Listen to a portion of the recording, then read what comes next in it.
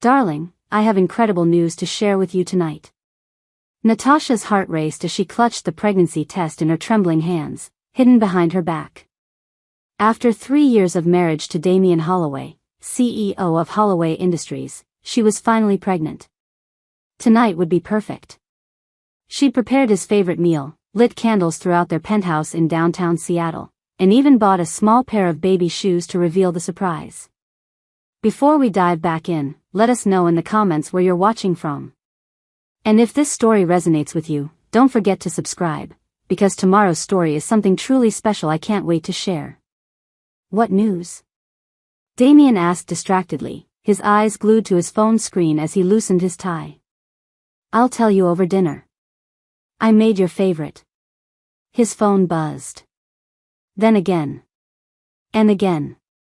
Actually, something urgent came up at the office. I need to head out for a bit. Natasha's smile faltered. Now? It's almost 9 o'clock. We haven't had dinner together in over a week. I know. I'll make it up to you this weekend, I promise. He kissed her forehead perfunctorily and grabbed his car keys. Don't wait up. The door clicked shut before Natasha could say another word. The pregnancy test felt heavy in her hand as she stared at the untouched dinner table, candles flickering in the silence. She didn't know it yet, but that moment, that dismissal, was the beginning of the end. Mrs. Holloway, there's someone here to see Mr. Holloway, their housekeeper, Mrs. Chen, announced hesitantly. Natasha looked up from her laptop where she'd been reviewing architectural blueprints for her latest project. As a respected architect at Sterling & Associates, she'd been working from home more often lately, feeling inexplicably exhausted. He's not home yet. Who is it? A Miss Clarissa Vaughn. She says she's an old friend. The name meant nothing to Natasha. I'll come down. The woman waiting in their marble foyer was stunning, tall, elegant, with flowing auburn hair and the kind of effortless beauty that belonged on magazine covers. She wore a designer dress that probably cost more than most people's monthly rent. Oh. Clarissa's hand flew to her mouth in apparent surprise. You must be Natasha. I've heard so much about you. I'm sorry, have we met? No. I'm Clarissa. Damian and I grew up together in the Hamptons. Our families have been friends for generations. She smiled warmly, but something about it didn't reach her eyes. I just moved back to Seattle after years in Paris. Damian mentioned I could stay in your guest house while I look for a place. Natasha's stomach dropped. What? Oh no. Clarissa's face arranged itself into concern. He didn't tell you? I'm so sorry. I should have called first. This is terribly awkward. Before Natasha could respond, Damian's Tesla pulled into the driveway. Clarissa. His face lit up in a way Natasha hadn't seen in months. He embraced the woman warmly, both hands on her shoulders as he held her at arm's length. You look amazing. Paris treated you well. Damian, Natasha interrupted, her voice tight. Can I speak with you? Privately? In their bedroom, she turned to face him. You invited someone to stay in our guest house without discussing it with me first? Natasha, she's like family. Her parents were there for me when my father died. I owe them everything. That's not the point. We're married. You don't make decisions like this without. It's temporary. Just a few weeks until she finds an apartment. You're being unreasonable. That word. Unreasonable. It had become his favorite lately whenever she expressed any concern about his increasingly long work hours, the mysterious phone calls, the emotional distance growing between them. Fine, Natasha said quietly. A few weeks. She didn't tell him about the pregnancy that night. Something in her gut told her to wait. Natasha, darling, you look exhausted. Why don't you rest? I'll handle dinner tonight. Clarissa had made herself remarkably at home. She'd started joining them for meals, appearing at the pool in designer swimwear, asking Damian's opinion on everything from paint colors to investment portfolios. I'm fine, Natasha said, though she felt anything but. The morning sickness had started, and she was struggling to hide it. Mrs. Holloway, their driver, James, approached hesitantly. I'm sorry to interrupt, but I wanted to confirm, should I pick up Mr. Holloway from the Meridian Hotel tonight or tomorrow morning? Natasha's blood ran cold. What? James's face paled. I thought you knew. Mr. Holloway has been staying at the Meridian the past 3 nights. He said it was because of early morning meetings downtown. Thank you, James. That'll be all.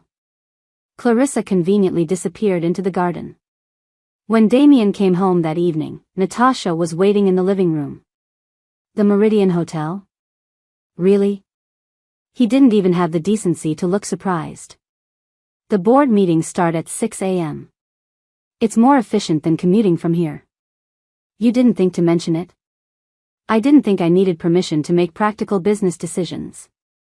This isn't about permission, Damien. It's about basic communication in a marriage. You're being paranoid. He headed toward the stairs. I have calls to make. Natasha sat alone in the dark living room, her hand instinctively moving to her still flat stomach. She pulled out her phone and called her best friend, Yvonne. He's gaslighting you, Yvonne said bluntly after hearing the story. The hotel stays, the house guest he didn't discuss, calling you unreasonable and paranoid? Classic manipulation tactics. But Clarissa is just a family friend. Wake up, Tasha. No woman moves into another woman's home, temporarily, without an agenda. And what kind of childhood friend doesn't even know the wife exists until she shows up at the door? That night, Natasha couldn't sleep. She scrolled through Damien's social media, something she'd never felt the need to do before. There, posted just hours ago, was a photo of him and Clarissa at some charity gala. Her hand was on his arm. They were laughing. The caption read, "Reunited with my favorite person. Some bonds never break. Hashtag Hamptons Days, hashtag nostalgia." Not a single mention of his wife. The comments were worse. You two look so good together. Power couple vibes. When's the wedding? Oh wait. Followed by a winking emoji. Natasha's hands shook as she set down her phone.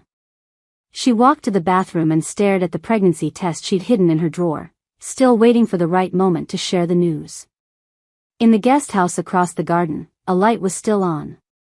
Through the window, she could see Damien's silhouette. He was in there. With Clarissa. At 1 a.m. She waited for him to come back to their bedroom.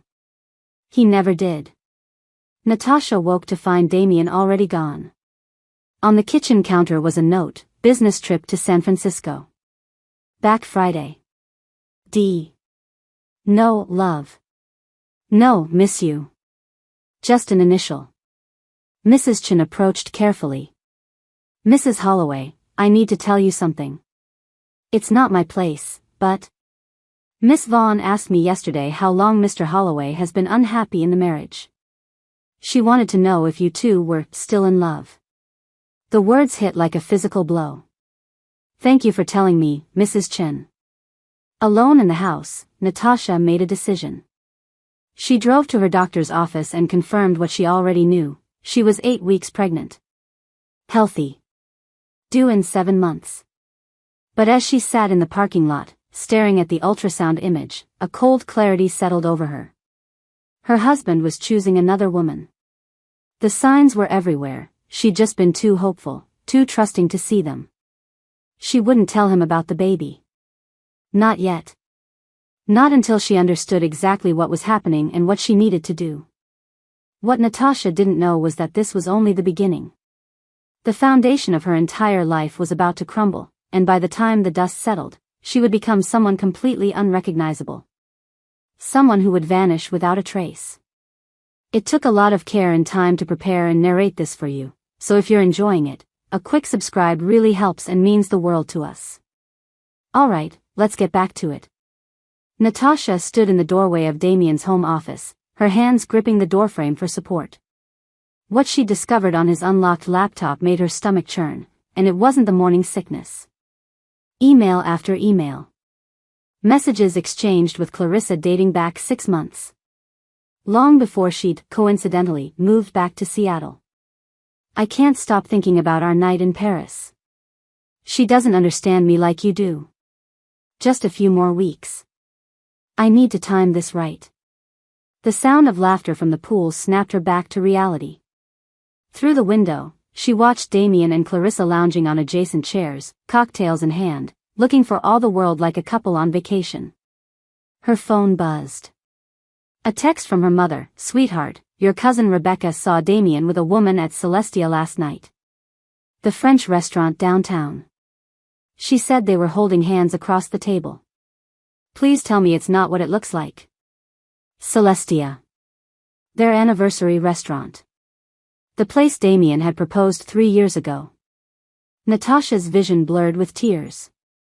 She pressed a hand to her abdomen, where a 12-week-old baby was growing, a baby whose father was openly parading his mistress through their social circle. Mrs. Holloway? Mrs. Chen appeared beside her, concern etched on her weathered face. You're shaking. Should I call someone? No. Natasha's voice came out stronger than she felt. I'm fine. Actually, could you pack an overnight bag for me? I'm visiting my mother for a few days. She needed space to think. To plan. To decide what came next. He's having an affair, Mama. Natasha finally said the words out loud, sitting at her childhood kitchen table. And everyone knows except me. Or maybe they all knew, and I was just too blind to see it. Her mother, Patricia Reeves, a retired family court judge, set down her tea with deliberate calm. What do you want to do? I don't know. I'm pregnant, Mama. 3 months along. Patricia's eyes widened. Does he know? No. I was going to tell him the night Clarissa showed up. Now. Natasha's voice broke. Now I'm terrified. What if he chooses her? What if he wants me to terminate the pregnancy so he can start fresh with his mistress? Then you leave him and raise this baby on your own. You're Natasha Reeves Holloway, one of the youngest senior architects at Sterling and Associates. You don't need his money or his name. But what about the baby? Every child deserves to know their father. Patricia reached across the table and gripped her daughter's hand. Every child deserves a father who wants them. If Damien Holloway is the kind of man who'd abandon his pregnant wife for his mistress, then your baby is better off without him. Those words echoed in Natasha's mind as she drove back to Seattle 2 days later. She'd made a decision during those 48 hours away. She would give Damien one last chance. One final opportunity to choose his marriage, his wife, his future child. If he failed that test, she would disappear from his life completely. Natasha had prepared everything carefully. She'd made reservations at Luminous, the rooftop restaurant where they'd had their first date. She wore the emerald dress Damien had once said made her eyes look like precious stones. In her purse was the ultrasound photo, proof of the life they'd created together. She waited in the living room, rehearsing what she'd say. Damien, we need to talk about our marriage. About us. About our future. I'm pregnant, and I need to know if you still want this life with me. At 7 p.m., he was supposed to be home. By 8 p.m., she'd called him 3 times. All went to voicemail.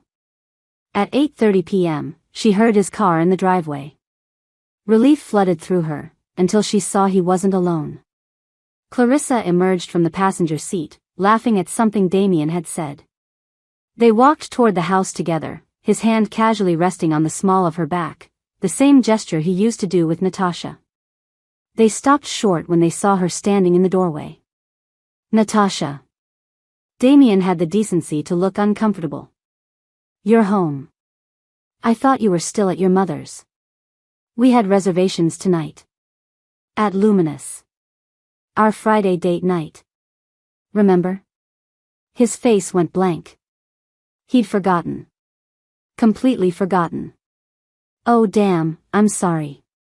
Things have been crazy at work, and Clarissa needed help picking out furniture for her new apartment, so we went to furniture shopping. Natasha's voice was eerily calm. You skipped our date night for furniture shopping. It's not like that. Then what is it like, Damien? Please, enlighten me. What exactly is your relationship with Clarissa? Clarissa, who'd been silent until now, stepped forward. Natasha, I think there's been some misunderstanding. Damien and I are just friends. Friends don't look at each other the way you two do. Natasha turned to her husband. I found the emails, Damien. All of them. Paris. The hotel rooms. The restaurants. The lies. His face shifted from guilty to defensive in seconds. You went through my private correspondence? Your laptop was open. And don't you dare turn this around on me. You've been having an affair for 6 months. We haven't slept together, he said, as if that made it better. Clarissa and I have a connection, yes, but we've been waiting. We didn't want to hurt you. The admission hung in the air like poison gas. Waiting? Natasha repeated softly. Waiting for what? Damien and Clarissa exchanged a look that said everything. For you to leave, Natasha finished for him. You've been waiting for me to be the one to end this marriage so you don't have to be the bad guy. Natasha, it's not that simple. Yes, it is. She pulled off her wedding ring and set it on the marble entryway table. You want to be with her? Fine. Be with her. But don't insult me by pretending this is anything other than what it is. You chose her. You've been choosing her for months. Where are you going? Damien called as she grabbed her car keys. Away from you. She drove blindly through Seattle's rain-slicked streets, tears streaming down her face, until she found herself in the parking lot of Sterling and Associates. Her office. Her sanctuary. Inside, she locked the door and finally let herself break down. Great heaving sobs that shook her entire body. For her marriage. For her naivety. For the future she'd imagined that would never exist. Her phone wouldn't stop ringing. Damien. 15 missed calls. Finally, a text, please come home. We need to talk about this like adults. Like adults. As if she was the one being childish. Another text, Clarissa is staying at a hotel tonight. It's just us. Please. Too little, too late. You should have told him about the baby, Yvonne said, pouring Natasha another cup of herbal tea. He has a right to know. Does he? Natasha stared out the window at the Seattle skyline. He's made his choice clear. If I tell him now, he'll either pressure me to terminate or use the baby as leverage to keep me tied to him while he continues his relationship with Clarissa. Either way, I lose. So what's your plan? Natasha was quiet for a long moment. I disappear. What? Sterling and Associates has been trying to transfer me to their Tokyo office for 2 years. I've always said no because of Damien. Well, Damien's not a factor anymore. Tasha, you can't just vanish. That's insane. Why not? I file for divorce, take the settlement I'm entitled to, and relocate for work. By the time anyone realizes I'm pregnant, I'll be halfway around the world. I'll have the baby in Tokyo, raise it there, and build a new life far away from Damien Holloway and his mistress. What about your family? Your friends? My family will support me. And my real friends will understand. She looked at Yvonne. I need to do this. If I stay in Seattle, I'll always be Damien Holloway's ex-wife.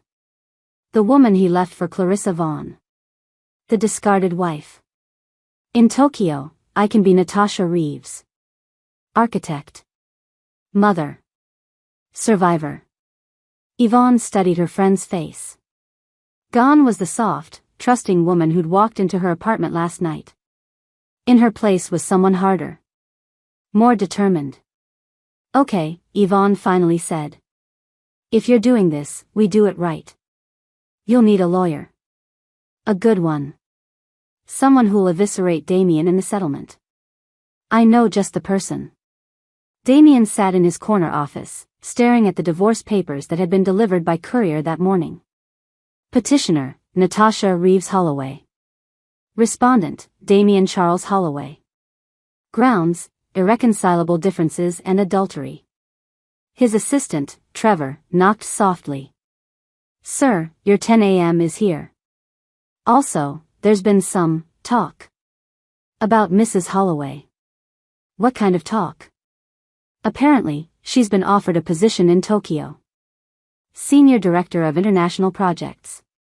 People are saying she's taking it. That she's leaving Seattle entirely.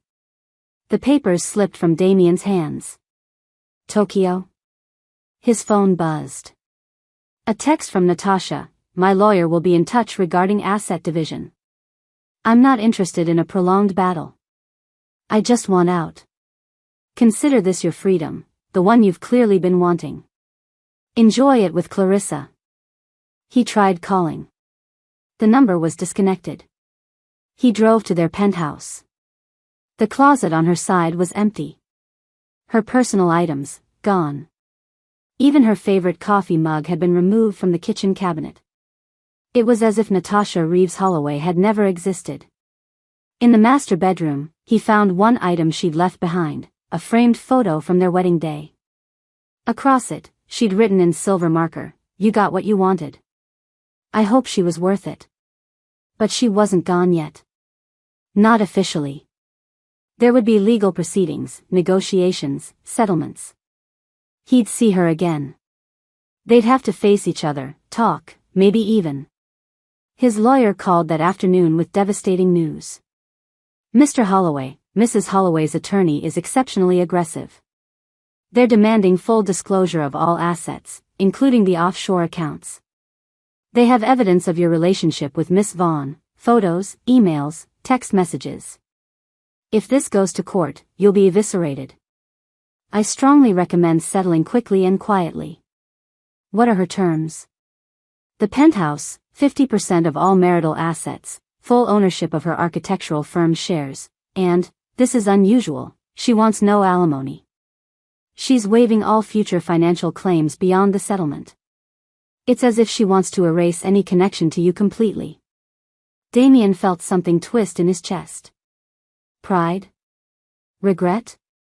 He couldn't tell anymore. Fine. Give her whatever she wants. Because somewhere, in the part of him that hadn't been seduced by Clarissa's attention and the thrill of something new, he knew, he'd made the biggest mistake of his life. But it was too late now. Natasha was already gone. Natasha sat in the first-class lounge, her hand resting on the small bump that was just beginning to show. At 18 weeks pregnant, she could still hide it under loose clothing. Her phone buzzed with messages from well-wishers. Her mother. Yvonne. Her team at Sterling and Associates. Nothing from Damien. The divorce had been finalized 3 days ago. Quick. Clean. Brutal in its efficiency. She'd heard through mutual acquaintances that he'd moved Clarissa into the penthouse immediately after. They were already being photographed at charity events, society galas, business dinners. The new power couple of Seattle. It should have hurt more. But Natasha felt nothing. Just a vast emptiness where her marriage used to be. Final boarding call for Flight 847 to Tokyo. Natasha stood, collected her carry-on, and walked toward the gate. She didn't look back. Behind her, Seattle and everything it represented, her marriage, her heartbreak, her old life, faded into memory. Ahead of her lay Tokyo. A new position. A new beginning. And in 4 months, a new baby who would never know their father chose another woman over them. As the plane lifted off, Natasha whispered a promise to the child growing inside her. You will never feel unwanted. You will never be anyone's second choice. I will love you enough for 2 parents. And Damien Holloway would never know. Would never know that the wife he'd discarded was carrying his child. Would never know that Natasha Reeves had disappeared not just from Seattle, but from his life entirely. By the time he realized what he'd lost, she would be nothing more than a ghost. A memory. A mistake he could never undo. The morning sun filtered through floor-to-ceiling windows of the sleek office tower in Shibuya. Natasha Reeves stood at the head of the conference table, commanding the room with quiet authority as she presented the final designs for the Osaka Sky Gardens, a revolutionary mixed-use development that would redefine urban architecture in Asia. As you can see, the integrated green spaces on every third floor create natural air circulation, reducing energy costs by 40% while providing community gathering spaces. Her fluent Japanese flowed effortlessly as the board members nodded in approval. She was no longer the soft-spoken architect's wife who'd fled Seattle with a broken heart. 5 years in Tokyo had transformed her into someone formidable, a woman who'd built an empire from ashes. Mama. The conference room door burst open, and a small whirlwind in a school uniform rushed in. 4-year-old Kai Reeves had his mother's striking green eyes and dark hair, but his smile, that heartbreaking, dimpled smile, was pure Damien Holloway, though he'd never know it. Kai, sweetheart, Mama's in a meeting. Natasha's assistant, Hannah, appeared apologetically in the doorway. I'm so sorry, Ms. Reeves. He got away from me. It's all right. Natasha crouched down to her son's level. What's so important that you interrupted Mama's work? Kai held up a drawing, a colorful mess of buildings and stick figures. I made our new house. See? That's you, and that's me, and that's Hannah-san, and that's... It's beautiful, baby. Why don't you go with Hannah-san, and we'll talk about it after Mama finishes here. After Kai was escorted out, Natasha straightened her shoulders and returned to the presentation. The board members smiled indulgently. In Japan, her status as a single mother had garnered respect, not judgment. She'd never revealed who Kai's father was, and no one asked. The meeting concluded with handshakes and bows. The Osaka project was approved. Another triumph for Reeves Architecture International, the firm she'd built from nothing. As she gathered her materials, her phone rang. An unknown Seattle number. She almost didn't answer. Almost. Natasha Reeves speaking. Ms. Reeves, this is Gordon Castellano from Castellano and Partners in Seattle. I'm handling the estate of Patricia Reeves. The world tilted. My mother? I'm very sorry for your loss. Your mother passed away peacefully in her sleep 3 nights ago. She'd been battling heart disease, as I'm sure you're aware. No. Natasha's voice cracked. She didn't tell me. She didn't tell me she was sick. There was a pause. Ms. Reeves, there are matters that require your immediate attention. Your mother left specific instructions. You need to return to Seattle to settle the estate. Also. He hesitated. There's something she wanted you to have. Something she said you'd understand when the time was right. The city looked the same. The Space Needle still pierced the clouds. Pike Place Market still bustled with tourists.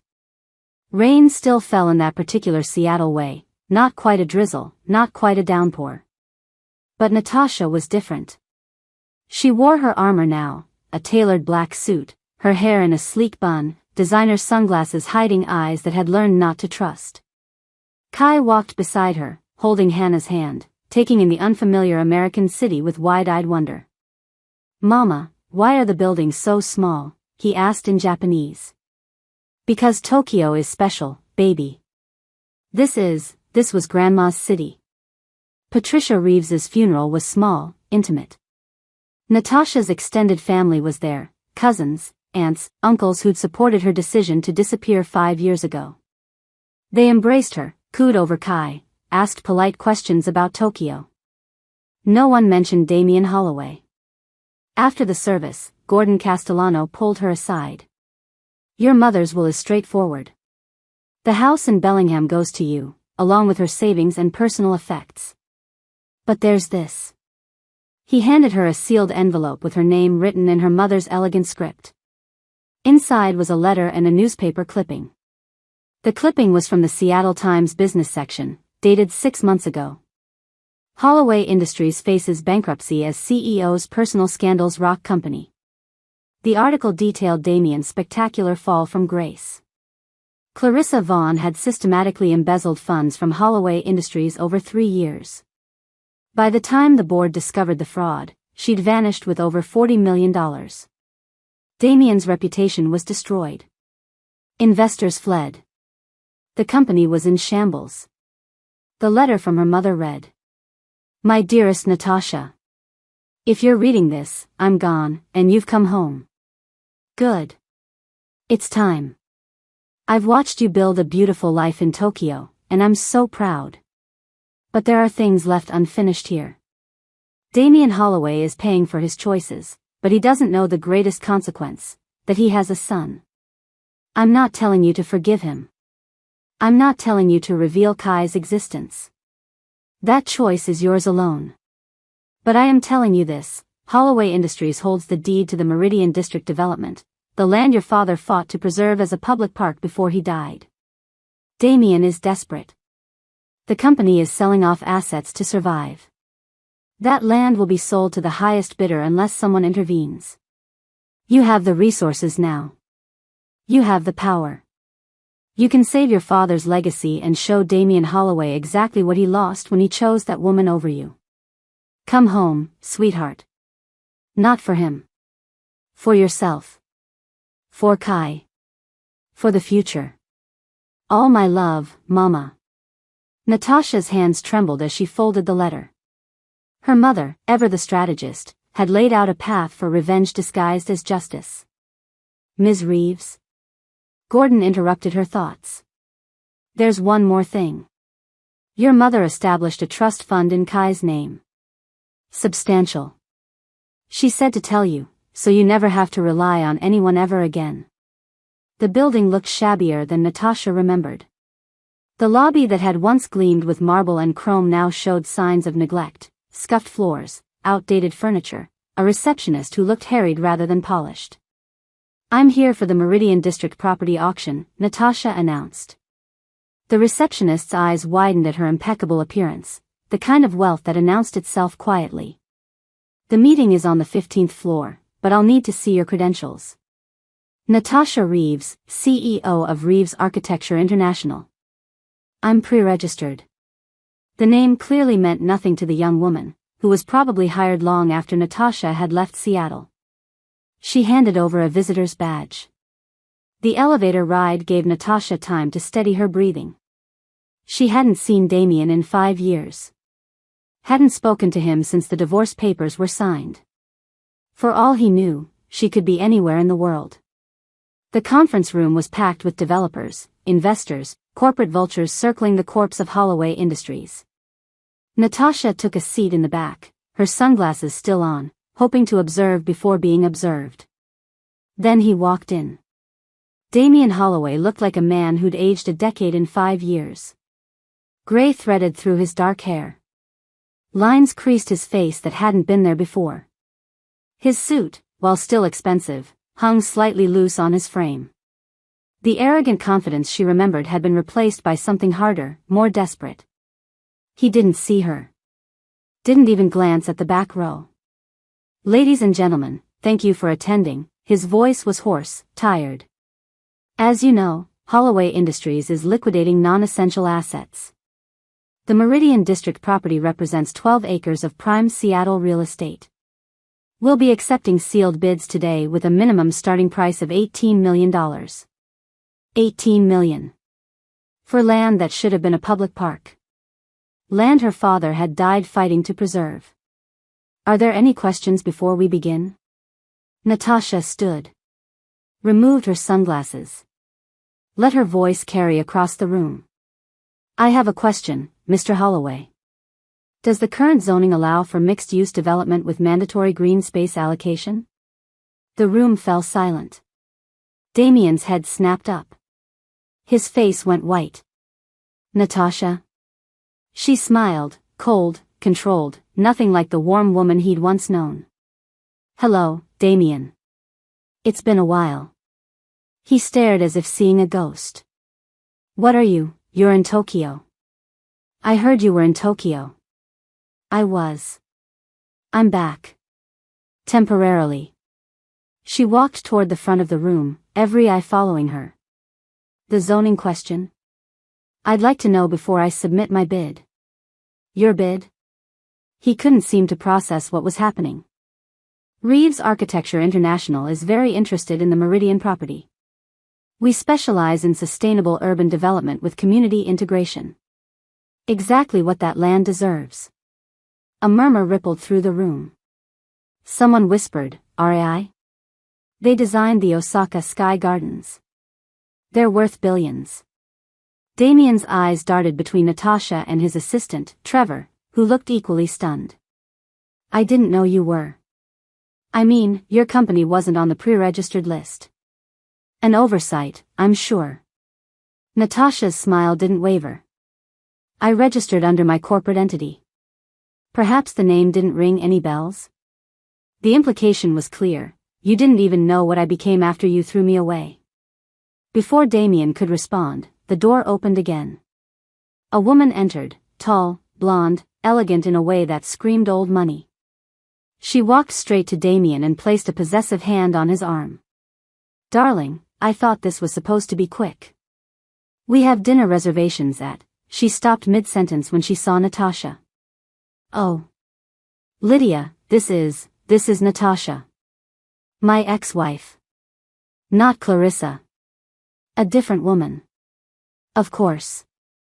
Lydia's smile was practiced, polite. Oh, how lovely to finally meet you.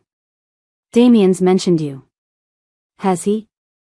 Natasha's tone was pleasant, lethal. How kind. I'm sure the mentions were brief. The tension in the room was suffocating. Damien cleared his throat. Perhaps we should table this discussion and move forward with the auction. Natasha, if you'd like to submit a bid.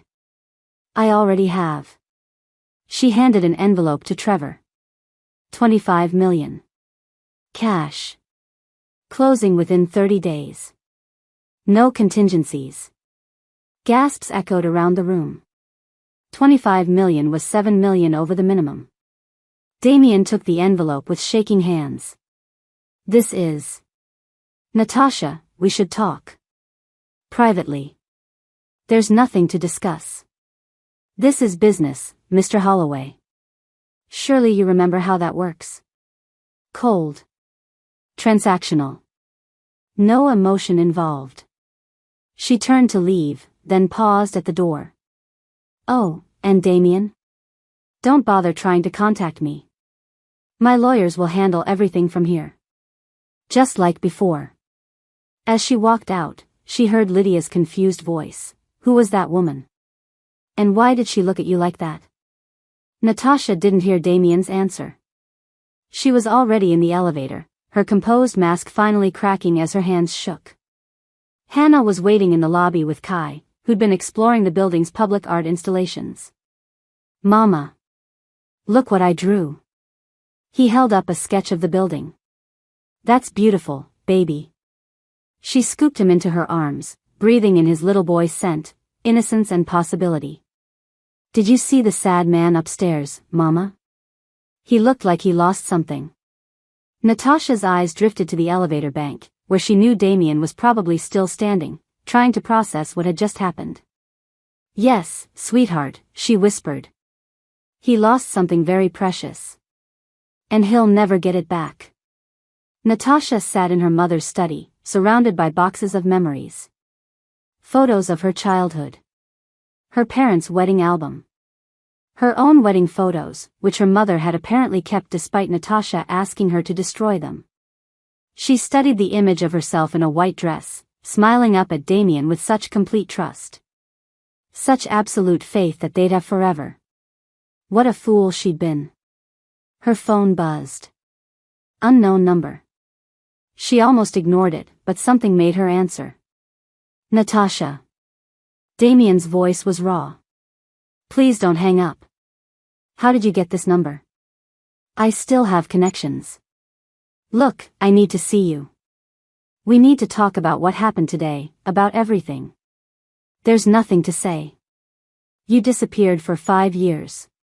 You built an empire. You came back and outbid everyone for that property without even blinking. I think there's a lot to say. You made your choice 5 years ago, Damien. You chose Clarissa. How did that work out for you, by the way? I heard she stole everything. Silence. Then, she destroyed me, Natasha. Took everything I worked for. My company is barely surviving. And you think I care? No. I don't expect you to care. But I need to understand, why did you come back? Why now? Why that property specifically?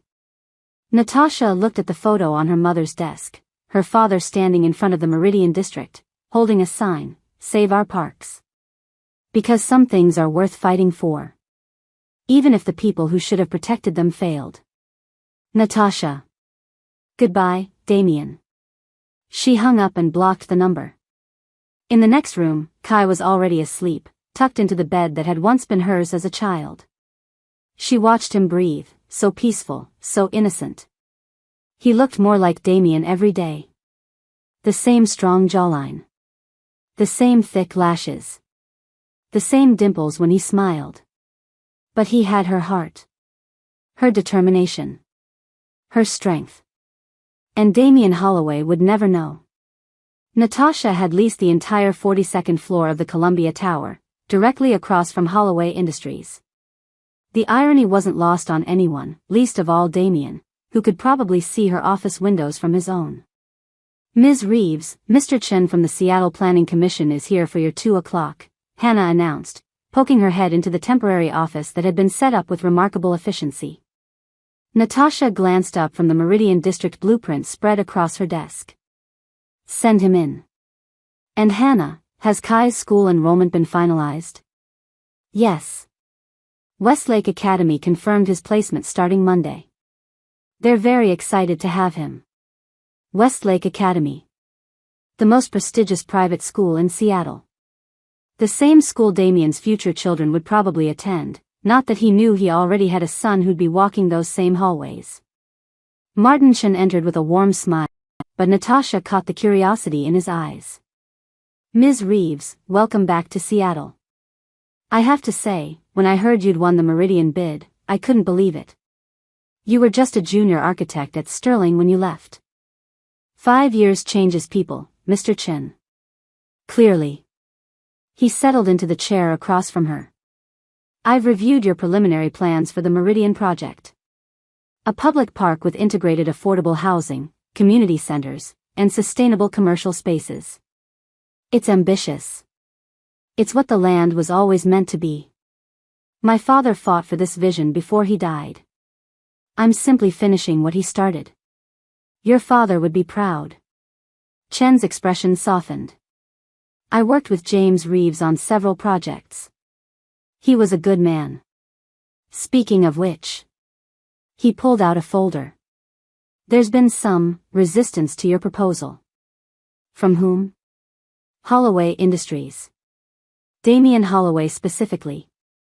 He's filed a formal objection with the Planning Commission, claiming your development plans violate the original sale terms. He's arguing that the land was sold for commercial development, not public use. Natasha's jaw tightened. The sale contract stipulates mixed-use development with no restrictions on public space allocation. I've had 3 lawyers review it. I know. His objection has no legal standing. But he's requested a public hearing. Under city ordinance, I have to grant it. Chen looked uncomfortable. Ms. Reeves, I feel obligated to ask, is there personal history here that I should know about? Damien Holloway is my ex-husband. But this project has nothing to do with our past. It has everything to do with honoring my father's legacy and providing what this city actually needs instead of another soulless luxury development. Understood. The hearing is scheduled for 2 weeks from today.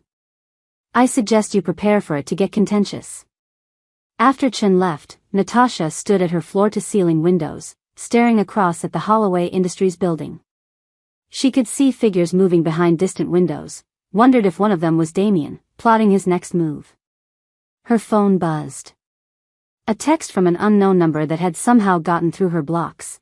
We need to talk about the hearing. This doesn't have to be a war. She deleted it without responding. Mama, why do I have to wear this uncomfortable shirt?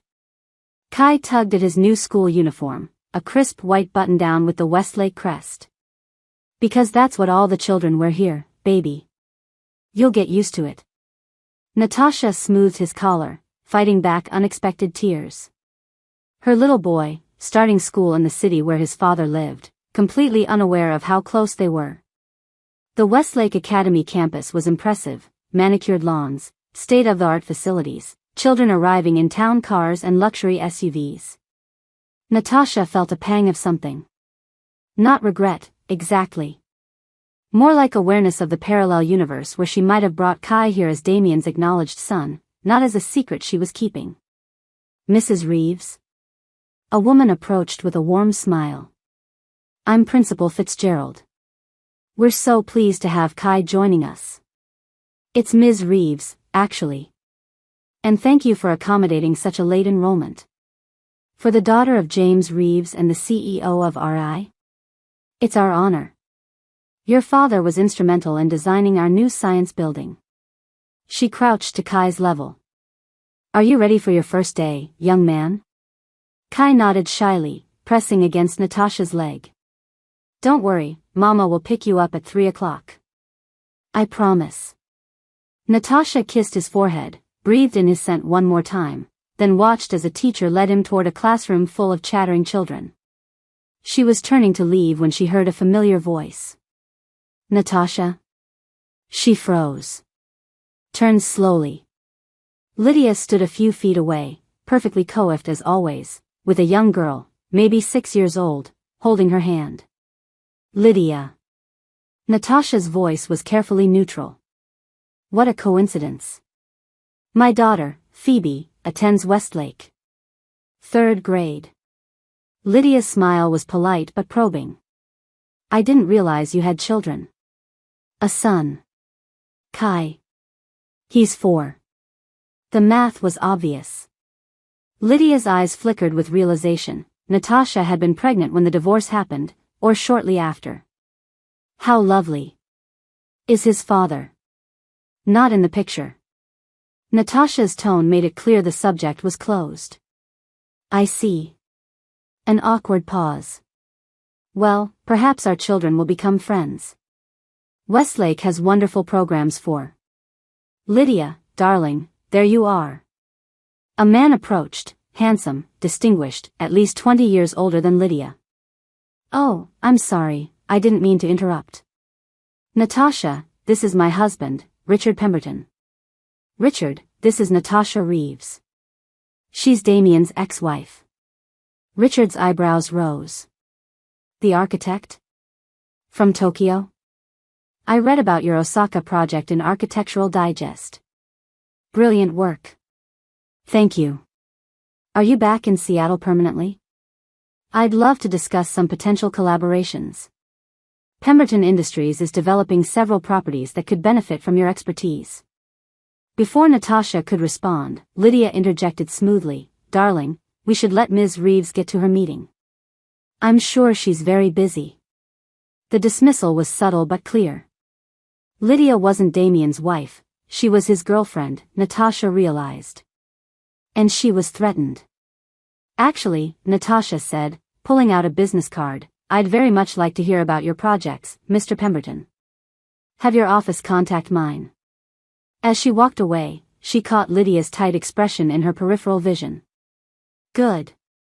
Let her worry. Natasha was reviewing contracts at a coffee shop near Pike Place Market when someone slid into the seat across from her. Damien. Your assistant said you were in a meeting, she said without looking up. I lied. We need to talk about the hearing. There's nothing to discuss. I have the land. I have the permits. Your objection is frivolous. It's not frivolous if it delays your project by 6 months. Now she looked up, studying him. Up close, the damage Clarissa had done was even more apparent. Dark circles under his eyes. A tightness around his mouth that spoke of stress and sleepless nights.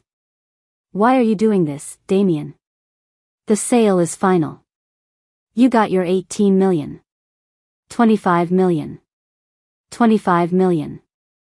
Your company survives another quarter. What does it matter what I do with the land? He leaned forward, voice low and intense. Because I know what you're doing. This isn't about your father's legacy. This is about revenge. You're building that park to punish me. Natasha laughed, a cold, mirthless sound. You think I spent $25 million just to spite you? God, your ego is even bigger than I remembered. Then why? Why come back to Seattle after 5 years? Why target that specific property? Why set up an office directly across from mine? The world doesn't revolve around you, Damien. I came back because my mother died. I bought that property because it's what my father wanted. I chose that office because it had the best views and availability. Your proximity is coincidental. I don't believe you. I don't care. She gathered her papers. If you want to waste the city's time with a pointless hearing, be my guest. But you'll lose, and you'll look petty doing it. Is that really the image Holloway Industries needs right now? More scandal? More proof that you make terrible decisions? The barb hit home. She saw him flinch. I made mistakes, Natasha. I know that. Clarissa destroyed everything. But before her, I destroyed us. I chose wrong, and I've paid for it every day since. You want absolution? Go to church. You want to assuage your guilt? That's not my problem. She stood, slinging her bag over her shoulder. The hearing is in 2 weeks. Bring your best arguments. You'll need them. She was at the door when his voice stopped her. I saw you. At Westlake Academy this morning. You have a son. Her blood ran cold. She turned slowly. Excuse me? Lydia mentioned it. A 4-year-old boy named Kai. His eyes searched her face. Natasha, when was he born? That's none of your business. If he's mine. He's not. The lie came smoothly, practiced. I met someone in Tokyo. It didn't work out. Kai is mine alone.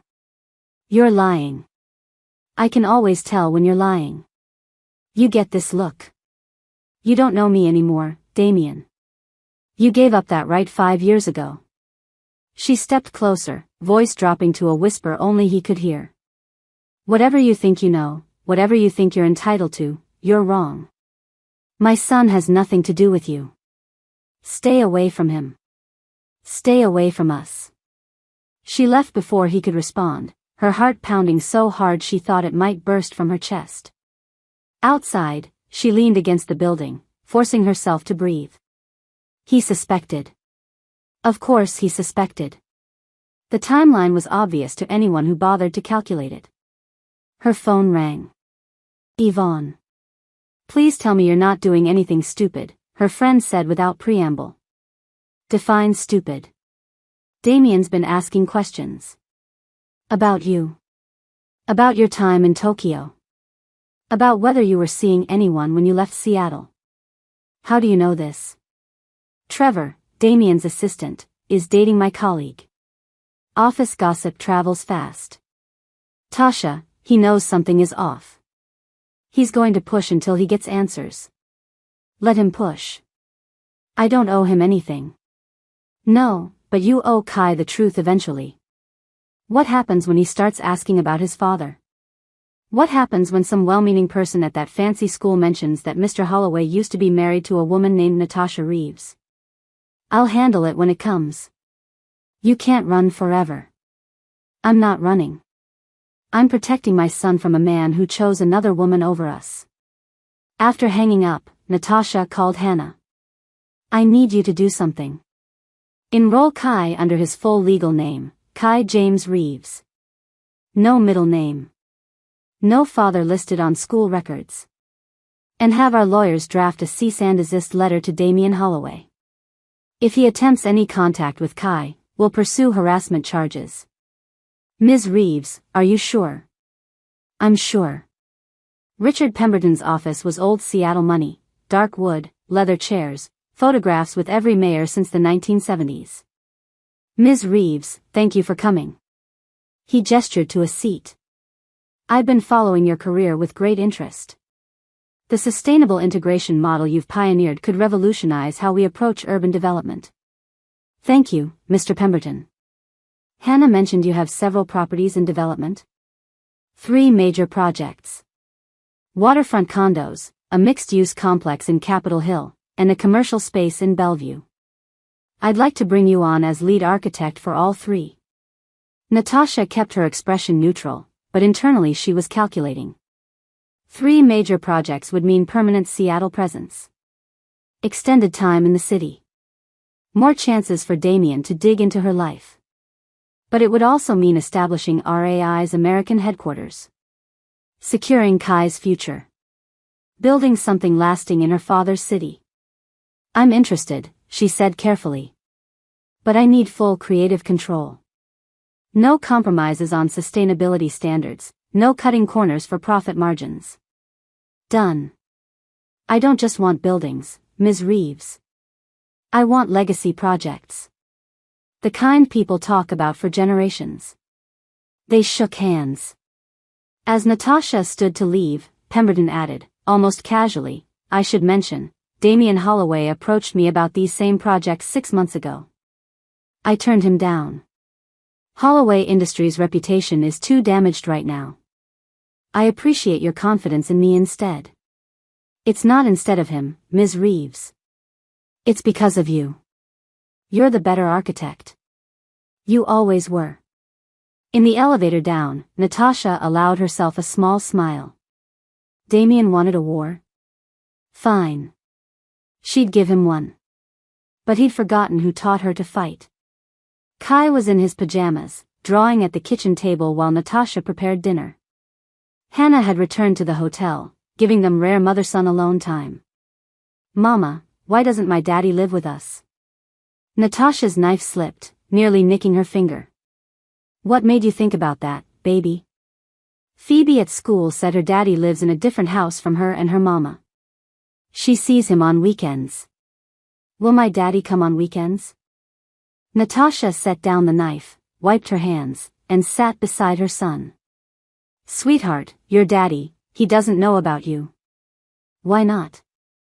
How to explain to a 4-year-old that his mother had deliberately kept his existence secret from his father? That love could turn to betrayal, that families could shatter, that some wounds never healed? Because sometimes grown-ups make complicated choices. And Mama chose to raise you by herself because I love you so much. But I want a daddy. The words pierced her heart. I know, baby. I know. Is my daddy a bad man? No. He's not bad. He made choices that hurt Mama. And Mama wanted to protect you from being hurt too. Kai considered this with the seriousness only small children possess. Phoebe said her friend's mama was married to Mr. Holloway. Is that your Damien you talk about sometimes? Natasha froze. Where did you hear that name? You say it when you're sleeping sometimes. You say Damien and you sound sad. God. Even in sleep, she wasn't free of him. Mr. Holloway and Mama used to know each other, yes. Is he my daddy? The question hung in the air like smoke. Natasha pulled Kai into her lap, buried her face in his hair. Why would you ask that? Because Phoebe showed me a picture of him at school. In the hallway. He gave money for the new gym. And Mama, he has the same smile as me. Smart, observant, impossible to fool Kai. Baby, some things are complicated.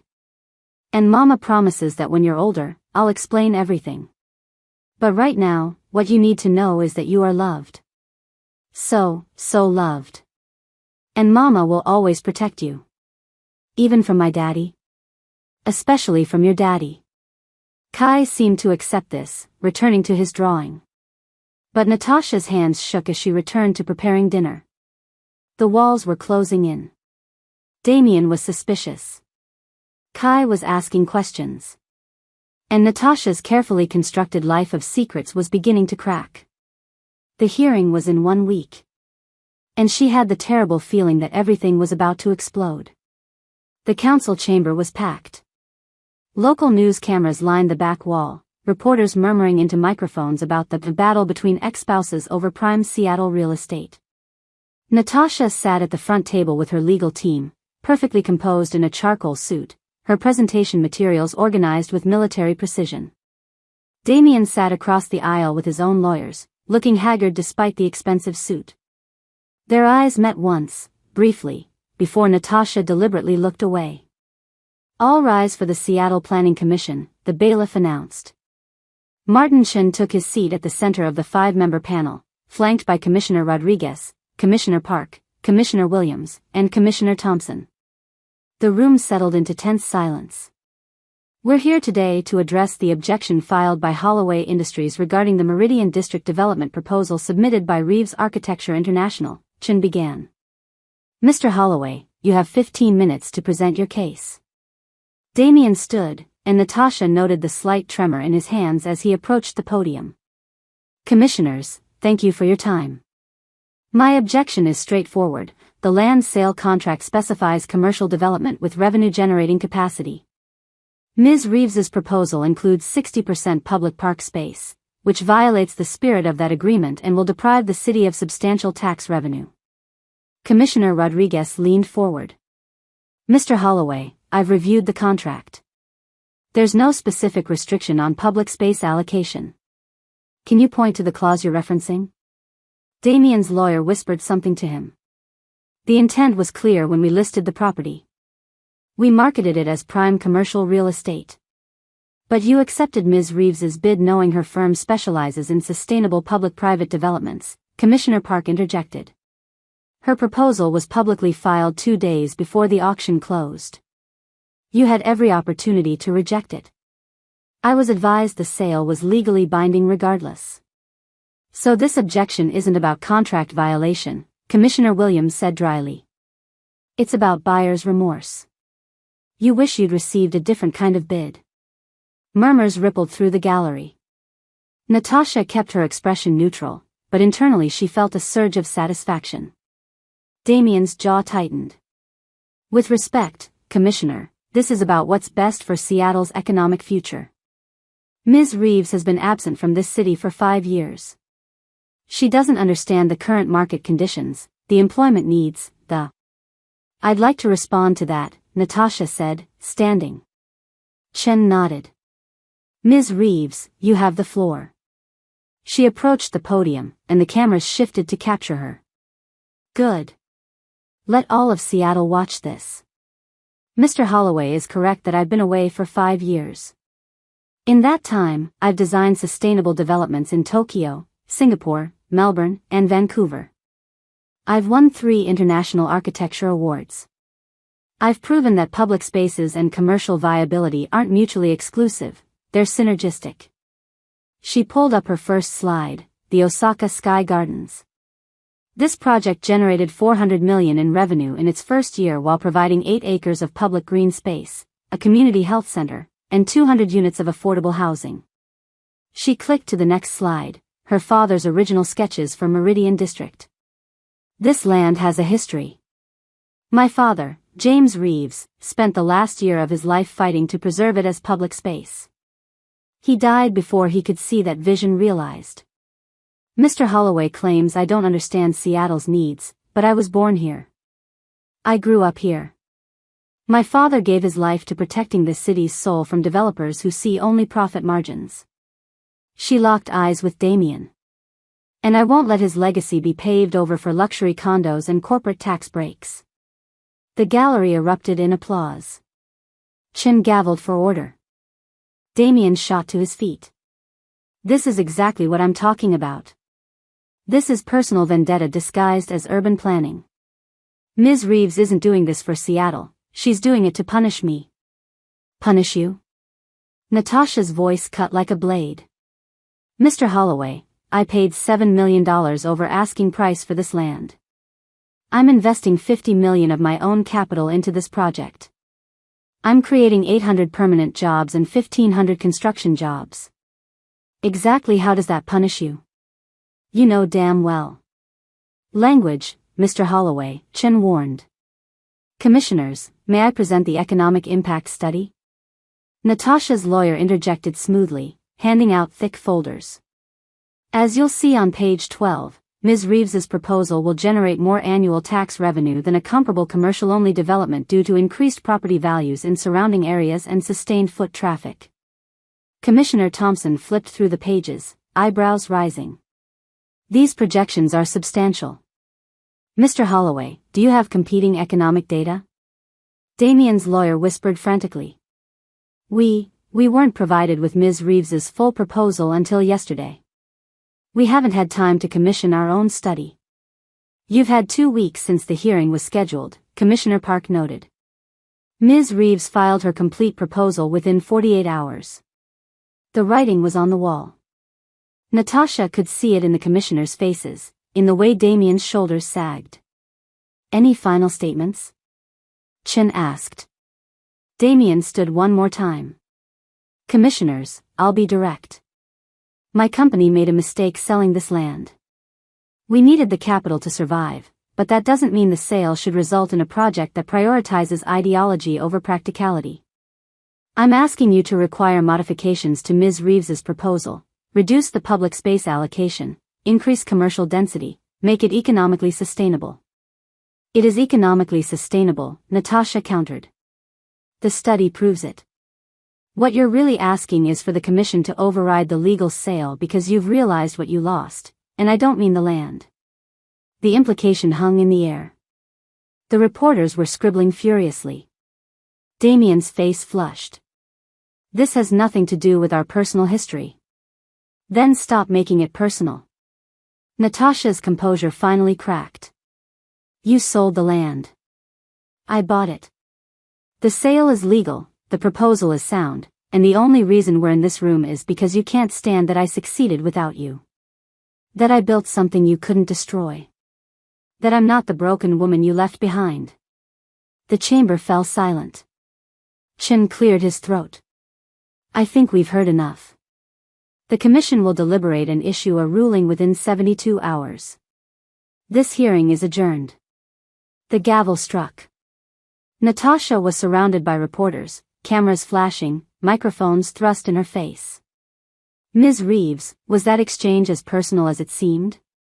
Ms. Reeves, is it true you were married to Damien Holloway? Ms. Reeves, are you using this project to get revenge on your ex-husband? The project speaks for itself, she said calmly. Now if you'll excuse me. Natasha. Damien pushed through the crowd. We need to talk. Now. I have nothing to say to you. Fine. Then listen.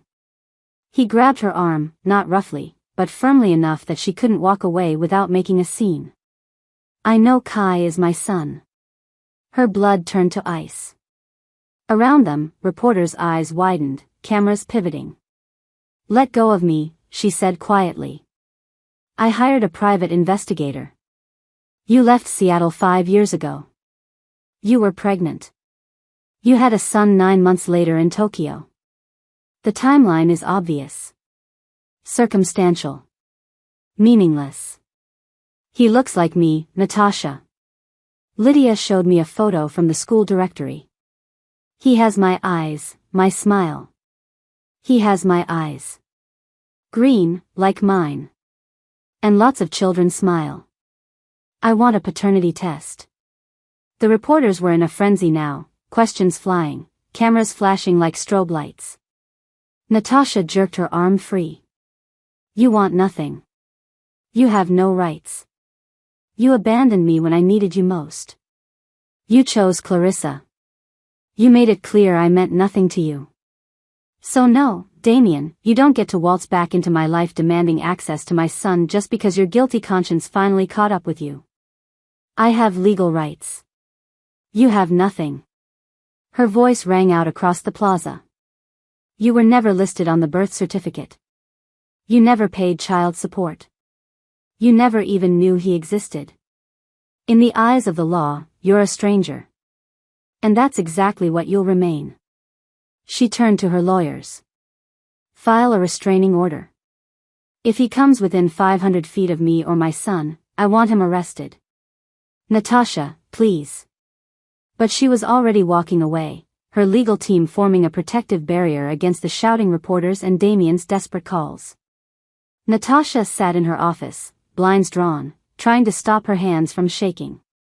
The confrontation outside City Hall had already gone viral. #HollowayReeves was trending on social media.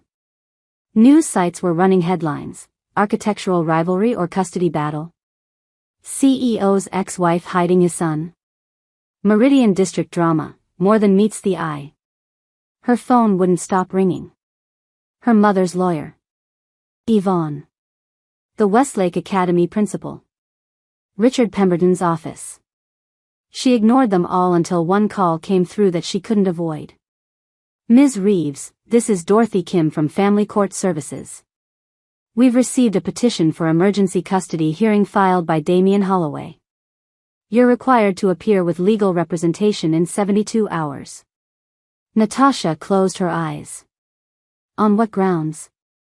Parental rights denial and potential parental alienation. Mr. Holloway is claiming you've deliberately hidden his child from him for 4 years. Because he's not the father. Ma'am, he's requesting a court-ordered paternity test. If you refuse, the judge may rule that as evidence of deception. After hanging up, Natasha did something she hadn't done in 5 years. She broke down completely. Great, heaving sobs that shook her entire frame. All the strength she'd built, all the walls she'd constructed, all the careful planning, it was crumbling. Hannah found her 20 minutes later, mascara streaked, gasping for air. Ms. Reeves, Kai's school called. Someone tried to pick him up claiming to be his father. Security stopped them, but... was it Damien? No. A private investigator Damien hired. The man had a camera. He was trying to photograph Kai. Rage replaced despair. Natasha stood, wiped her face, and made a call. Richard Pemberton's office. This is Natasha Reeves. I need to speak with him immediately. When Pemberton answered, she didn't waste time on pleasantries. You said you wanted legacy projects. I need something else, legal firepower. The best family law attorney in Seattle. Money is no object. What's happened? Damien is coming for my son. And I need to make sure he fails. Judge Margaret Thornton presided over the emergency hearing with the no-nonsense demeanor of someone who'd seen every custody trick in the book. Damien sat with his attorney, Jonathan Weiss, infamous for vicious custody battles. Natasha had Cara Mendoza, the shark Pemberton had recommended, who'd never lost a parental rights case. Mr. Weiss, your client is seeking emergency joint custody and a paternity test for a child he claims is his biological son, Judge Thornton began. Ms. Mendoza, your client denies paternity. Where do we stand? Weiss stood. Your Honor, the evidence is overwhelming. Ms. Reeves was married to my client. She was pregnant when they divorced, though she hid this fact. She gave birth 9 months later. The child, Kai Reeves, is now 4 years old and bears striking physical resemblance to Mr. Holloway. We have photographs. Objection, Mendoza interrupted. Those photographs were obtained through harassment and potential stalking. A private investigator attempted to photograph the child at his school without parental consent. Sustained. Mr. Weiss, if you obtained evidence through illegal means, it's inadmissible. Weiss adjusted. Then we request a court-ordered paternity test. Simple DNA analysis will settle this definitively. Judge Thornton turned to Natasha. Ms. Reeves, is there any reason you're refusing the paternity test if you're certain Mr. Holloway isn't the father? Natasha stood, Mendoza beside her. Your Honor, I'm not refusing on grounds of certainty. I'm refusing on grounds of principle. Damien Holloway abandoned me 5 years ago. He chose another woman over our marriage. He has no moral right to claim fatherhood now simply because he's done the math and feels guilty. With respect, Ms. Reeves, the court deals in legal rights, not moral ones. Then legally, Your Honor, consider this. I left Seattle while pregnant. I gave birth in Tokyo. I raised my son alone for 4 years without a single cent of child support from Mr. Holloway. He made no effort to find me, to check on me, to see if I needed help. His name is not on the birth certificate. He has established no parental relationship. Under Washington law, he has no standing to demand paternity testing without compelling evidence of biological connection. Weiss jumped in. The timeline alone is compelling evidence. Circumstantial, Mendoza countered. Ms. Reeves could have been involved with someone else during her marriage or immediately after. Mr. Holloway certainly was, with Clarissa Vaughn, correct? The woman who later embezzled $40 million from his company? Low blow, but effective. The judge's eyebrow rose. Your Honor, my client's personal life has no bearing. It has every bearing, Mendoza continued. It establishes a pattern. Mr. Holloway makes impulsive, destructive decisions. He chose his mistress over his wife. He nearly bankrupted his company through poor judgment. Now he's decided he wants to claim a child he's never met, based purely on timeline speculation and guilt. This isn't about Kai's welfare, it's about Damien Holloway's ego. That's not true. Damien stood, ignoring Weiss's attempt to restrain him. Your Honor, I made mistakes. Terrible mistakes. But if Kai is my son, he deserves to know his father. I deserve the chance to make things right. You don't deserve anything, Natasha said coldly. You had your chance 5 years ago. You chose Clarissa. I chose wrong. I've regretted it every single day since. And that's supposed to undo the damage? Supposed to erase the nights I cried myself to sleep wondering why I wasn't enough? Supposed to give you access to the child I protected from your toxic choices? He's my son. He's my son. Mine alone. Enough. Judge Thornton's gavel cracked like thunder. Both of you, sit down. Now. They obeyed, breathing hard, glaring at each other across the courtroom. The judge took off her glasses and rubbed her eyes. I'm going to make a ruling that neither of you will like. Mr. Holloway, your request for emergency custody is denied. You have established no parental relationship and have no immediate standing. However, she looked at Natasha. Ms. Reeves, I am ordering a paternity test. Not because Mr. Holloway has convinced me of his rights, but because Kai has a right to know his biological heritage. If Mr. Holloway is the biological father, we will reconvene to discuss appropriate next steps, which may or may not include visitation, depending on what's in the child's best interest. Your Honor, Natasha began. My decision is final. The test will be administered by a court-appointed medical professional within 1 week. Results will be sealed until our next hearing. Dismissed. Natasha walked out into gray Seattle drizzle, Mendoza at her side. We'll appeal, the lawyer said. I can drag this out for months. No. Natasha's voice was hollow. Let them do the test. I'm done running. I'm done hiding. If the truth destroys me, then at least it'll be over. She looked back at the courthouse, where Damien stood under an umbrella, watching her. Their eyes met across the rain. And for the first time in 5 years, Natasha felt the carefully constructed armor around her heart begin to crack. Not with love. With exhaustion. With the terrible knowledge that some battles, no matter how fiercely you fight them, are already lost. The sealed envelope sat on Judge Thornton's desk like a bomb waiting to detonate. Natasha sat on one side of the courtroom, her hands folded so tightly her knuckles had turned white. Damien sat on the other, his face a mask of desperate hope and fear. Before I open these results, Judge Thornton said, I want both parties to understand what happens next. If Mr. Holloway is determined to be the biological father, this court will establish a parenting plan. Ms. Reeves, you will not be able to prevent Mr. Holloway from having a relationship with his son. Mr. Holloway, you will be required to pay retroactive child support and prove yourself worthy of the title father through actions, not words. She opened the envelope. Read silently.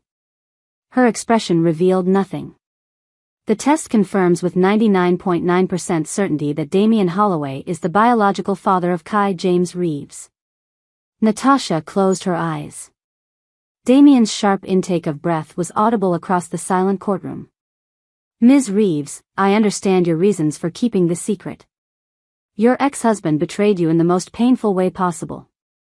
But you've also denied a child the right to know his father and a father the right to know his son. That ends today. Your Honor, Mendoza stood, we request supervised visitation only, with extensive psychological evaluation before. Denied. Mr. Holloway has no history of violence, substance abuse, or child endangerment. Ms. Reeves, your personal feelings about him do not constitute grounds for supervised visitation. Natasha's voice was barely a whisper. He'll hurt him. Maybe not physically, but emotionally. He'll let Kai down just like he let me down. Damien flinched as if she'd struck him. That remains to be seen, Judge Thornton said, not unkindly.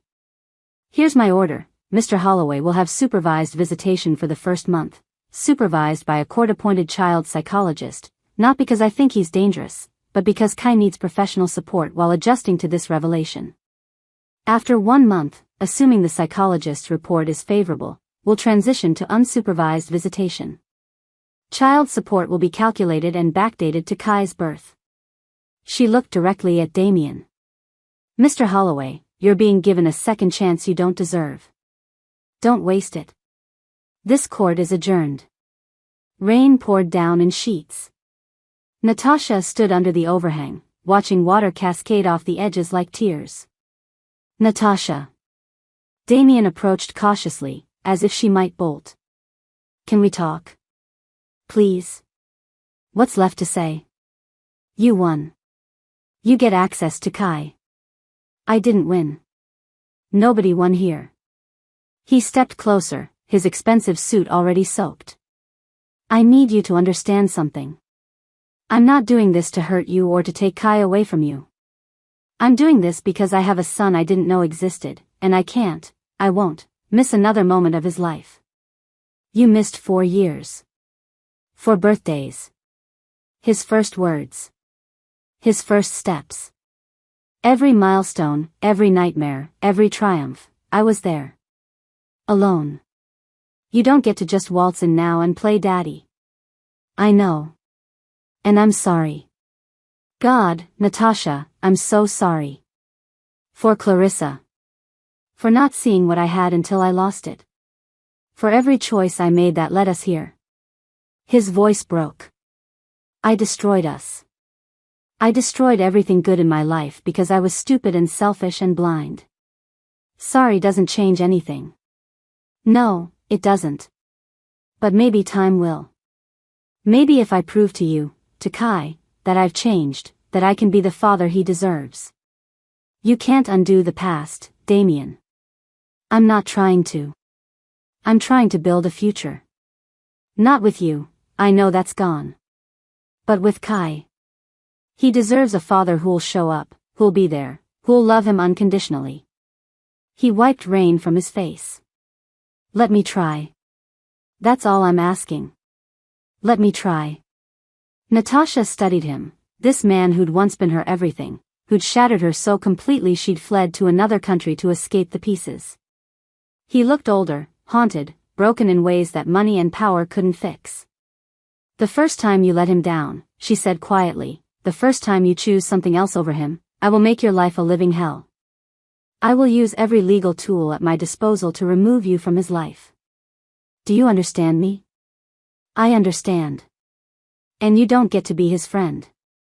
You don't get to be the fun weekend dad who spoils him and sends him home to me for discipline. If you're going to be his father, you're going to actually parent. You'll help with homework. You'll enforce bedtime. You'll deal with tantrums and tears and all the hard parts. I want all of it. The good and the bad. She wanted to believe him. God, part of her desperately wanted to believe him. We tell Kai together, she finally said. With the psychologist present. And you follow my lead. If I say it's too much, if I see him getting overwhelmed, we stop. Agreed? Agreed. Kai sat on a colorful rug, playing with toy cars, while Natasha and Damien sat on opposite ends of the couch. Dr. Martinez, the court-appointed child psychologist, sat in a chair across from them. Kai, sweetie, can you come sit with Mama for a minute? Natasha's voice was gentle. He scrambled into her lap, and she wrapped her arms around him, breathing in his little boy scent, shampoo and playground dirt and innocence. Baby, you know how you've been asking about your daddy? Kai nodded, his green eyes wide and curious. Well, Mama has something important to tell you. This man here, she gestured to Damien, his name is Damien. And he's your daddy. Kai looked at Damien, tilting his head. You're my daddy. The one Mama dreams about? Damien's eyes filled with tears. Yes. I'm your daddy. And I'm so happy to meet you. Why didn't you come before? The question gutted them both. Natasha answered carefully, following the script Dr. Martinez had provided. Because Mama and Daddy had some grown-up problems. We weren't getting along, and Mama moved far away. Daddy didn't know you were born. But now he knows, and he wants to be part of your life if you want him to be. Kai studied Damien with the serious expression he got when thinking hard about something. Phoebe says her daddy brings her presents. Will you bring me presents? Damien laughed, a broken sound halfway to a sob. I'll bring you anything you want. I want a puppy. Kai, Natasha started. Then we'll get you a puppy, Damien said. Damien, we need to discuss. Can I hug you? Kai interrupted, looking at Damien. Damien looked at Natasha, silently asking permission. She nodded. Kai slid off her lap and walked to Damien. Stopped a foot away. Then, with the fearless trust of childhood, stepped forward and wrapped his small arms around Damien's neck. Damien broke. He pulled Kai close, burying his face in his son's hair, shoulders shaking with silent sobs. I'm sorry, he whispered. I'm so sorry I wasn't there. I'm sorry I missed so much. I promise I'll never miss anything again. Natasha turned away, swiping at her own tears. Dr. Martinez smiled gently. I think that's enough for today. Kai, why don't you show your daddy your favorite toy? The Seattle skyline gleamed in rare sunshine as hundreds gathered for the official groundbreaking ceremony. News cameras captured Natasha in a hard hat, holding a golden shovel, surrounded by city officials and community leaders. 5 years ago, I left Seattle broken, she said into the microphone. Today, I stand here whole. This project, the Meridian Park development, represents more than sustainable architecture. It represents resilience. It represents the truth that we can honor the past while building a better future. She plunged the shovel into earth, and the crowd erupted in applause. Afterward, standing near the construction barriers, she watched Kai play on the future park grounds with Damien. Over the past 2 months, father and son had developed a cautious but genuine relationship. Damien showed up for every scheduled visit. He'd learned Kai's favorite foods, his bedtime routine, his fear of thunderstorms. He'd even bought the promised puppy, a golden retriever named Machi who now slept at the foot of Kai's bed. He's good with him, Yvonne said, appearing at Natasha's elbow. I hate to admit it, but Damien's really trying. I know. Does it change anything? Between you two? Natasha watched as Damien lifted Kai onto his shoulders, their laughter carrying across the construction site. No. We're co-parents. That's all we'll ever be. He destroyed what we had, and some things can't be rebuilt. Never say never. You rebuilt yourself. You rebuilt your career. You're rebuilding this entire district. Buildings are easier than hearts. Maybe. Or maybe you're just scared. Before Natasha could respond, Damien and Kai approached. Mama. Daddy says we can get ice cream. Can we? Please?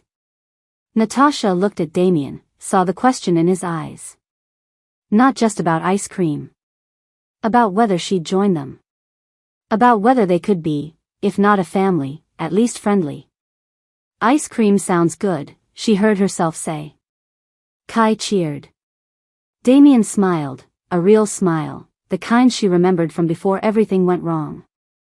Snow fell softly on Seattle, blanketing the city in rare white. Natasha's new house in Queen Anne, purchased with her Meridian settlement, glowed with holiday lights. Inside, Kai bounced excitedly between the Christmas tree and the window, waiting. Is Daddy coming? He promised he'd be here. He'll be here, baby. He promised. And Damien had kept every promise over the past 6 months. Every visitation. Every school event. Every doctor's appointment. He'd reorganized his entire life around being Kai's father. The doorbell rang. Kai raced to answer it. Daddy. He launched himself at Damien, who caught him easily, swinging him around. Merry Christmas, little man. I brought presents. Can I open them now? After dinner, Natasha said firmly. Damien, I didn't realize you were staying for dinner. If that's okay. I brought wine. And, Lydia and I broke up. In case you were wondering. She hadn't been, but the information settled somewhere in her chest. What happened? She wanted what I couldn't give her. A relationship where I was fully present. But my priorities changed. He looked at Kai, who was showing him an ornament he'd made in school. I have a son. Everything else is secondary. Dinner was surprisingly comfortable. Kai chattered about school, about Machi, about the snow. Damien told terrible dad jokes that made Kai giggle. Natasha found herself laughing too, the sound rusty but genuine. After Kai went to bed, after 3 stories, 2 glasses of water, and Damien's promise to come for breakfast, the adults sat in the living room with wine. I got the final commission approval for the Pemberton projects, Natasha said. RAI is officially opening permanent headquarters here. So you're staying in Seattle? Kai's settled at Westlake. My work is here. And... She paused. It's home. It always was. I just had to leave to remember that. I'm glad you came back. Even though I don't deserve. Damien, stop. I don't want to rehash the past anymore. We've both apologized. We've both paid for our mistakes. Can we just move forward? As co-parents? As co-parents. He nodded, but something in his expression looked like grief. They sat in silence, watching snow fall through the window, until Damien finally spoke again. I need to tell you something. Clarissa reached out. From wherever she's hiding. She sent a letter. Natasha's stomach tightened. What did it say? That she never loved me. That I was a mark from the beginning. She targeted me because I was vulnerable, because I'd complained to mutual friends about feeling disconnected from you, from our marriage. She saw an opportunity and she took it. He laughed bitterly. I destroyed everything for a con artist who saw me as a payday. Damien. I'm not telling you this for sympathy. I'm telling you because you deserve to know that you weren't the problem. You were never the problem. I was broken, and instead of fixing myself, I blamed you. I blamed our marriage. And I lost the best thing in my life because I was too stupid to see what I had. Natasha set down her wine glass. You also gained something. Kai. Maybe that's what you were supposed to learn, that love isn't about perfection or excitement or the thrill of something new. It's about showing up. Every day. Even when it's hard. I'm learning. Slowly. That's all any of us can do. The backyard was filled with children, balloons, and chaos. Kai raced between friends, Machi barking at his heels, his face painted like a tiger. Natasha stood at the grill, flipping burgers, while Damien managed the bounce house crowd. They'd fallen into an easy rhythm over the past year, trading weekends, splitting holidays, texting about school events and doctor appointments like any divorced couple. Except they'd never been married as parents. Never had the chance to build this partnership when it mattered most. Make a wish. Yvonne called as they brought out the cake, elaborate creation shaped like Kai's favorite superhero. Kai closed his eyes, thought hard, then blew out all 6 candles in one breath. Later, after the guests left and Kai crashed in a sugar-induced coma, Damien helped clean up. "What do you think he wished for?" he asked, stuffing wrapping paper into trash bags. "Probably a baby brother or sister. He's been obsessed with the idea lately." Damien froze. Are you seeing someone?" "No." "You?"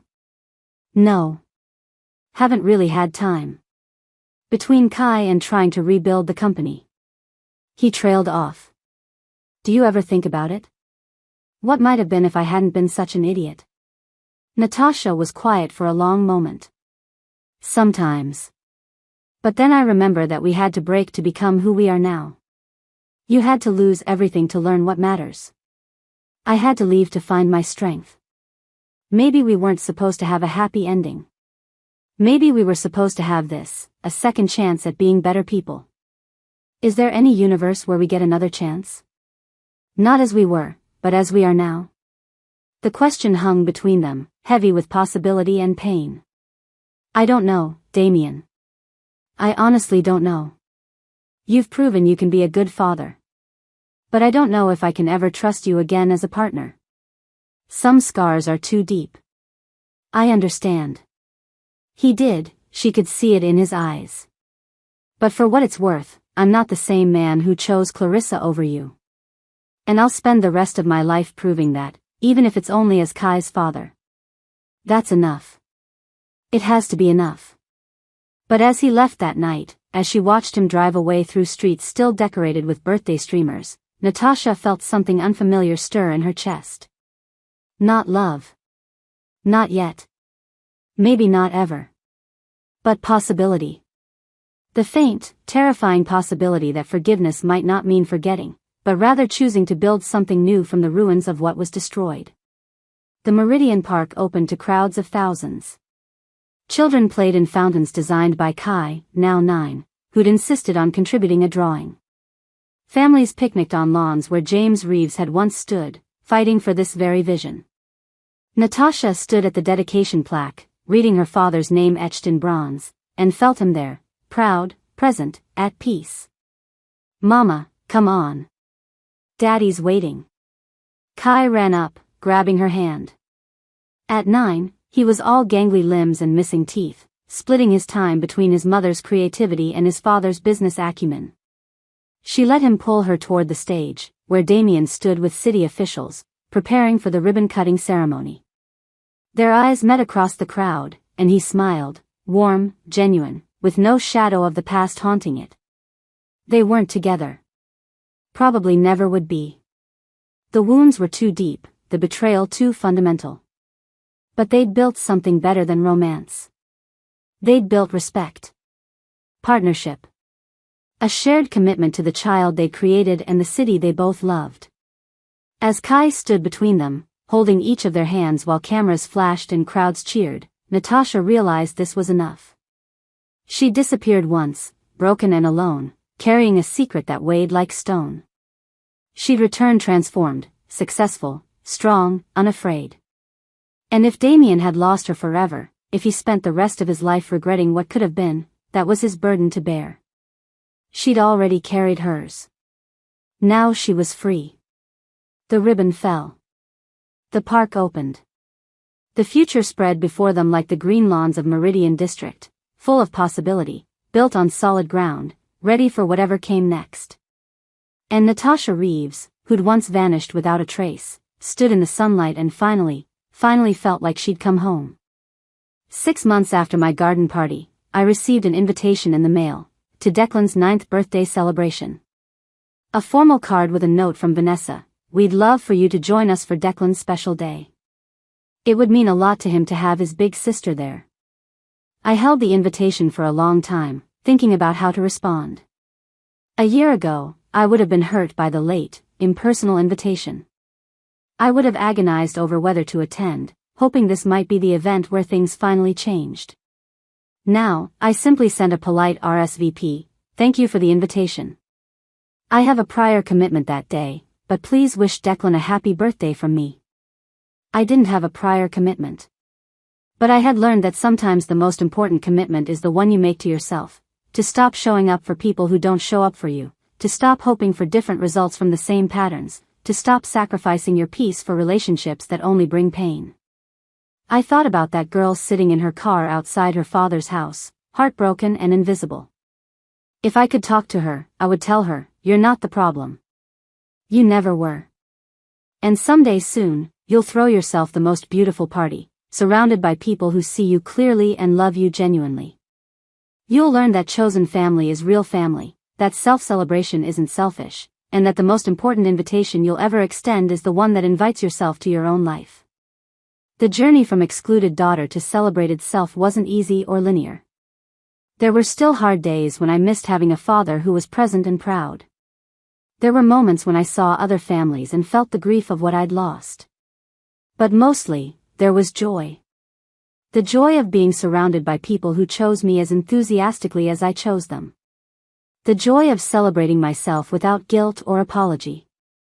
The joy of knowing that I was enough, exactly as I was, regardless of who failed to see it. I kept the guest book from my garden party on my coffee table, reading through the messages whenever I doubted myself. My favorite entry, written by someone I couldn't identify from the handwriting, simply said, "Tonight I learned that the best revenge is building a beautiful life and inviting the right people to celebrate it with you." That wasn't quite right, though. It wasn't revenge. It was reclamation, of my joy, my worth, my right to be celebrated. And it was the beginning of understanding that sometimes the greatest gift you can give yourself is permission to stop waiting for someone else to see your value. I saw it. My chosen family saw it. And that, I had finally learned, was more than enough. Coming up next, you'll see 2 more stories we handpicked just for you. If this one struck a chord, you're going to love what's next. Tap to keep the journey going.